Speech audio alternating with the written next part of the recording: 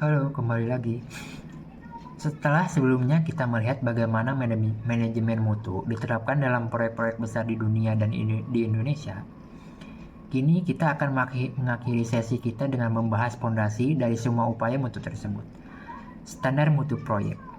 Standar ini adalah pedoman yang sangat penting, baik di tingkat global maupun nasional, untuk mencapai dan menjaga kualitas konstruksi. Mengapa standar mutu begitu penting? Standar berfungsi sebagai acuan objektif yang dapat diukur, memastikan konsistensi dalam kualitas di berbagai proyek. Lebih dari itu, standar menjamin keamanan dan keselamatan bangunan serta penggunanya. Dengan mengikuti standar, kita juga meningkatkan efisiensi kerja karena mengadopsi praktik terbaik, mempermudah komunikasi teknis antara pihak, dan yang tak kalah penting, meningkatkan daya saing kita di pasar konstruksi global. Standar mutu dapat dibagi menjadi beberapa kategori. Ada standar sistem manajemen seperti ISO 9001 yang fokus pada bagaimana sebuah organisasi mengelola prosesnya untuk mencapai kualitas. Lalu ada standar produk atau material seperti SNI untuk beton yang mengatur kualitas bahan baku. Ada juga standar desain dan perencanaan yang mengatur persyaratan teknis perencanaan. Dan terakhir standar kinerja atau sertifikasi seperti LEED yang fokus pada keberlanjutan dan kriteria spesifik lainnya. Salah satu standar paling dikenal di dunia adalah ISO 9001. Ini adalah standar internasional yang dikeluarkan oleh ISO, yang menetapkan persyaratan untuk sistem manajemen mutu. ISO 9001 fokus pada bagaimana perusahaan mengelola prosesnya untuk mencapai konsistensi dan perbaikan. Penerapannya dalam proyek konstruksi memberikan kerangka kerja yang terstruktur, pengakuan global, peningkatan efisiensi, dan dasar yang kuat untuk perbaikan berkelanjutan. Bagaimana ISO 9001 diterapkan dalam praktik proyek konstruksi? Perusahaan akan menyusun manual mutu dan SOP yang jelas untuk semua proses. Mereka berinvestasi pada pelatihan personil, mengendalikan semua dokumen dan catatan mutu dengan cermat, serta melakukan audit internal secara berkala. Manajemen puncak juga akan rutin meninjau kinerja sistem pada manajemen mutu. Dan yang terpenting, selalu menerapkan tindakan korektif dan pencegahan untuk terus meningkatkan kualitas. Selain ISO, ada juga standar LEED yang merupakan singkatan dari Leadership in Energy and Environmental Design. Ini adalah standar global yang fokus pada kinerja lingkungan dari suatu bangunan.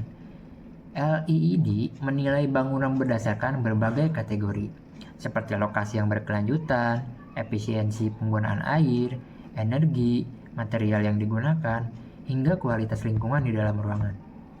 Proyek yang memenuhi standar LEED tidak hanya mengurangi dampak lingkungan, tetapi juga seringkali lebih efisien secara operasional dan memberikan lingkungan yang lebih sehat bagi penghuni. Sebagai contoh nyata penerapan LEED, kita bisa melihat One World Trade Center di New York. Gedung ikonik ini yang selesai pada tahun 2014 berhasil meraih sertifikasi LEED Gold. Ini dicapai melalui berbagai inisiatif mutu hijau, seperti penggunaan material daur ulang dan bersumber lokal, sistem pengumpul air hujan dan daur ulang air limbah, efisiensi energi yang sangat tinggi, dan pengelolaan limbah konstruksi yang komprehensif. Ini menunjukkan bahwa bangunan ikonik ini pun bisa ramah lingkungan. Beralih ke tingkat nasional, kita memiliki SNI atau Standar Nasional Indonesia.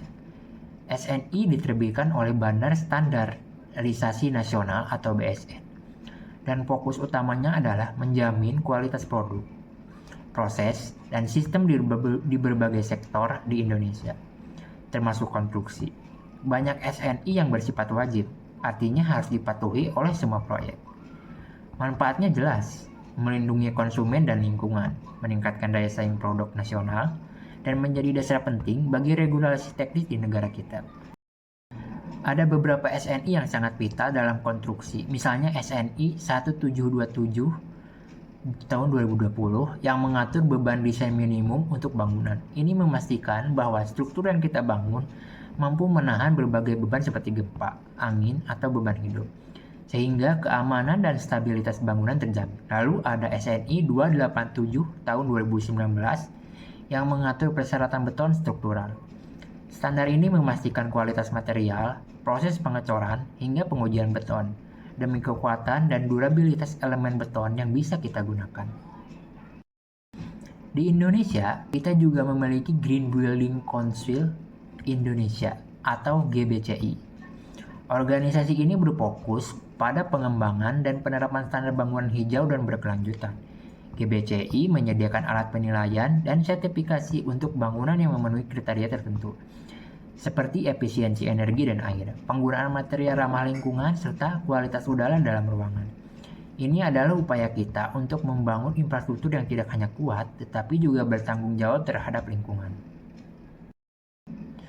Sebagai contoh nyata penerapan standar GBCI, kita bisa melihat gedung BCA Tower di Jakarta. Gedung ini telah meraih sertifikasi Green Building Platinum, tingkat tertinggi dari GBCI.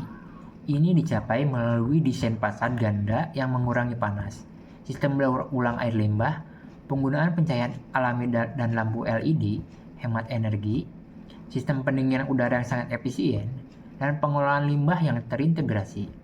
Ini menunjukkan komitmen terhadap keberlanjutan dalam pembangunan gedung tertinggi di Indonesia.